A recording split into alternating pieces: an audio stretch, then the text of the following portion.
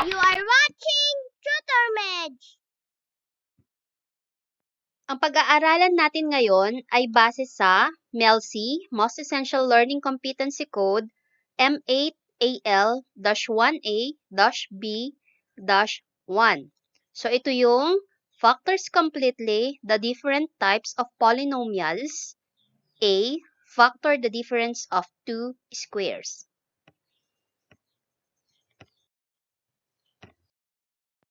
Pag-aralan natin ngayon ang rules in subtracting integers.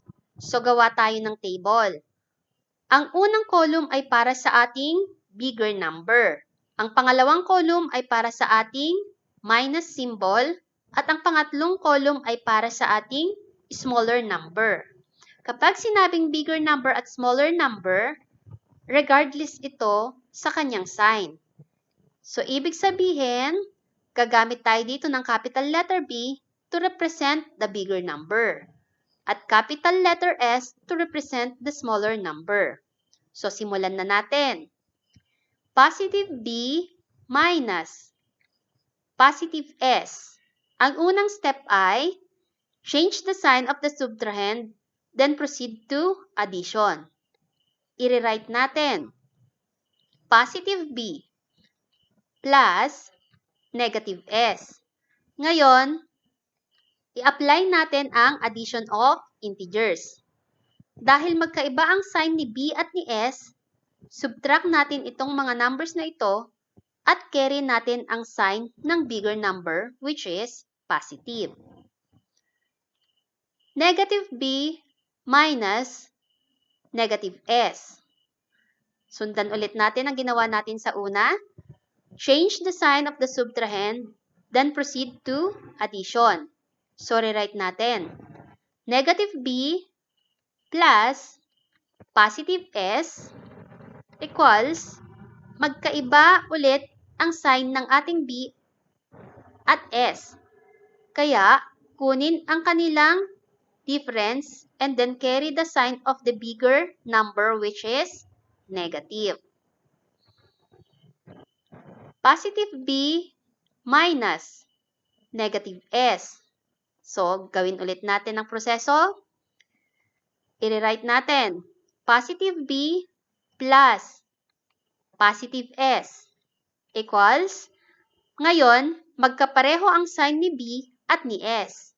So, ang gagawin natin, add B and S and then carry their common sign na positive. Negative B minus positive S. Rewrite ulit natin. Negative B plus negative S. Magkapareho ulit na negative ang B at S, kaya i-add natin ang numbers B and S and then carry their common sign na negative. Naintindihan ba? Para mas maunawaan, gawa tayo ng example. Positive 9 minus positive 4. I-change muna natin ang sign of the subtrahend, then proceed tayo sa addition. So, rewrite natin. Positive 9 plus negative 4. Ngayon, i-apply naman natin ang addition of integers. Dahil magkaiba ang sign ng ating integers, subtract the numbers and then carry the sign of the bigger number. Take note, pag sinabing bigger number, regardless ito sa kanyang sign. So dito, regardless of sign, bigger ang 9. Ibig sabihin, positive 9 plus negative 4 equals positive 5. Negative 13 minus negative 6. Rewrite ulit natin. Negative 13 plus positive 6. So, magkaiba ulit ang sign ng ating integers. Ibig sabihin, subtract natin 13 minus 6 is 7 and then carry natin yung sign of the bigger number regardless of the sign, mas malaki si 13. Ibig sabihin, dalhin natin ang sign ni 13. So, negative 13 plus positive 6 is negative 7. Positive 27 minus negative 11. Rewrite ulit natin. Following the step, change the sign of the subtrahend, then proceed to addition. Positive 27 plus positive 11. Dahil pareho na ngayon sila ng sign, ibig sabihin, i-add up natin ang mga numbers and then carry their common sign positive. Therefore, positive 27 plus positive 11 is equal to positive 38. Negative 18 minus positive 8. Rewrite ulit natin. Negative 18 plus negative 8. Pareho ang sign ng mga numbers which is negative. Kaya i-carry natin ang kanilang common sign na negative and then add the numbers. Therefore, negative 18 plus negative 8 equals negative 26. Naintindihan na ba?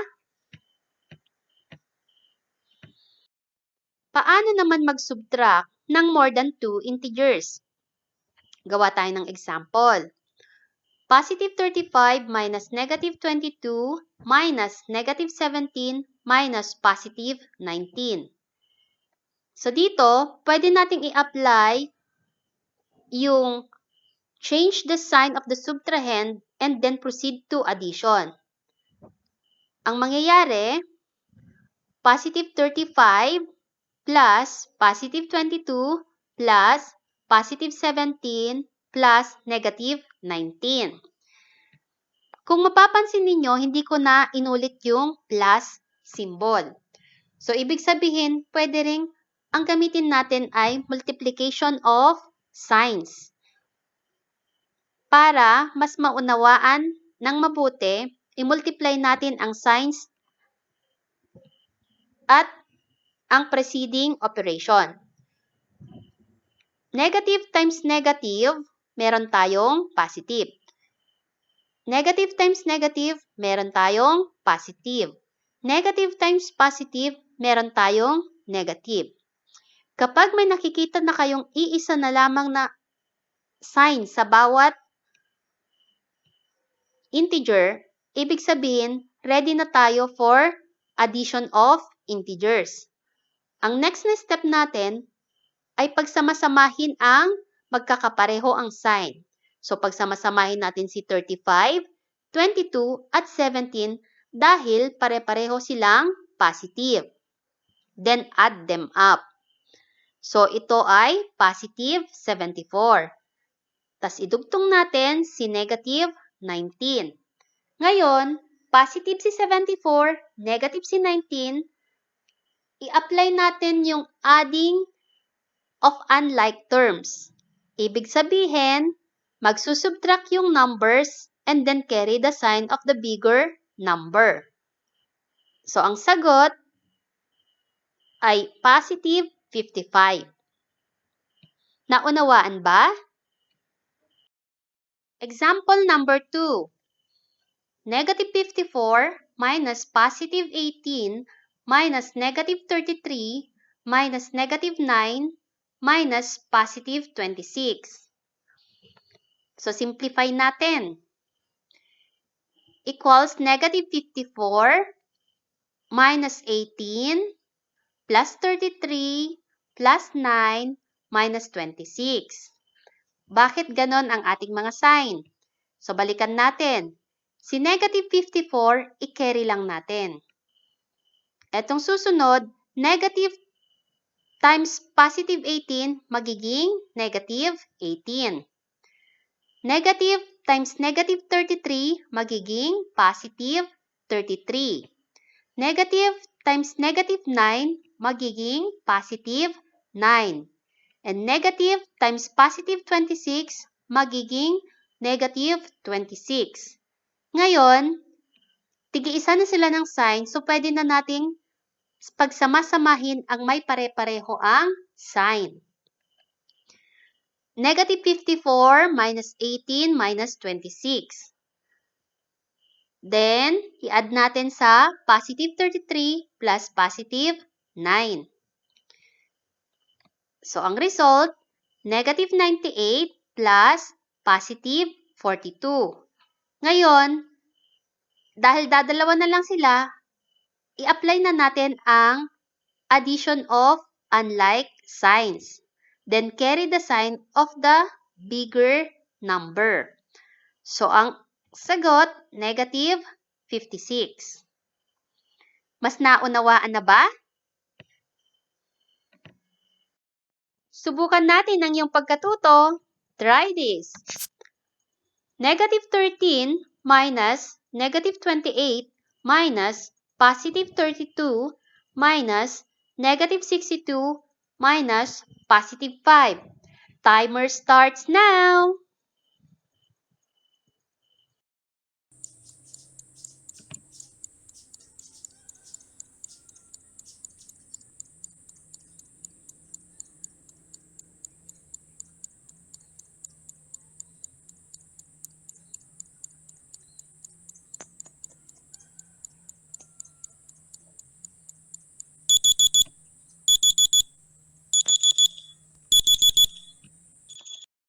Ang tamang sagot ay positive 40. Nakuha ba? Congratulations! Hanggang sa muli!